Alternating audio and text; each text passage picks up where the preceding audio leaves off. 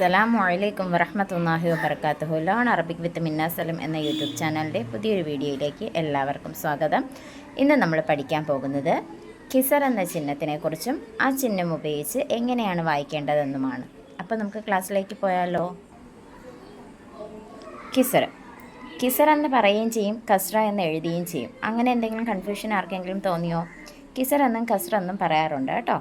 അതുകൊണ്ടാണ് ഇങ്ങനെ. കിസർ എന്തിനാണ് ഉപയോഗിക്കുന്നത്? കിസർ ചിഹ്നം ഉപയോഗിക്കുന്നത് ഇ എന്ന ഉച്ചാരണം കിട്ടാൻ വേണ്ടിയിട്ടാണ്. അപ്പോൾ അക്ഷരത്തിനൊപ്പം കിസർ ചിഹ്നം ഉപയോഗിക്കുമ്പോൾ അക്ഷരത്തിൻ്റെ സൗണ്ടിനൊപ്പം ഇ എന്ന സൗണ്ട് കൂടി കൊടുക്കണം നമ്മൾ.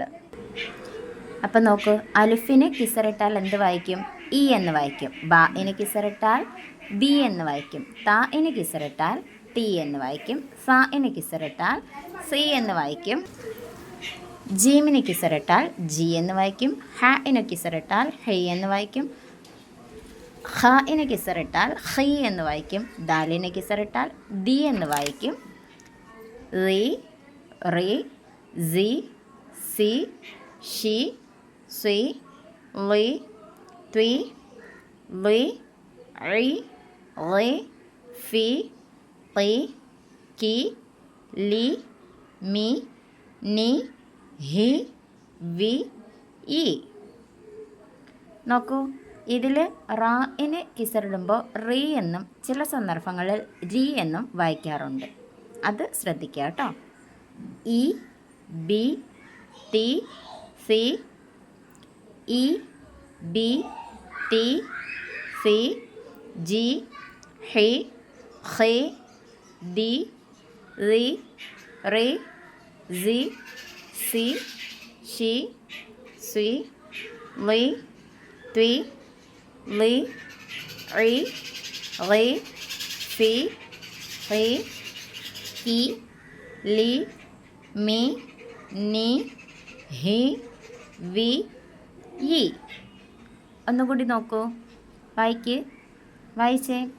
E, B, T, C, G, ഹി, ഖി, ദി, റി, റി, സി, സി, ഷി, സ്വി, ലി, ത്വി, ലി, ഐ, ലി, ഫി, ഖി, കി, ലി, മി, നി, ഹി, വി, ഇ.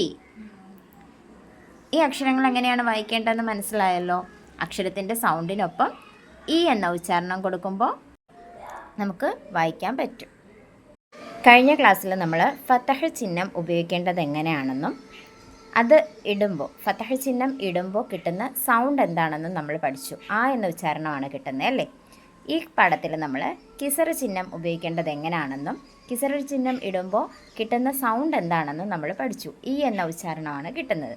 ഇനി അടുത്ത പാഠത്തിൽ നമ്മൾ ലമ്മ ചിഹ്നം എങ്ങനെയാണ് ഇടേണ്ടതെന്നും അതുപോലെ തന്നെ ലമ്മ ചിഹ്നം ചേർക്കുമ്പോൾ കിട്ടുന്ന ഉച്ചാരണം എന്താണെന്നും നമ്മൾ ഇൻഷാ അല്ലാഹ് പഠിക്കും. അപ്പോൾ അടുത്ത ക്ലാസ്സുമായി കാണും വരെ മഅസ്സലാമ.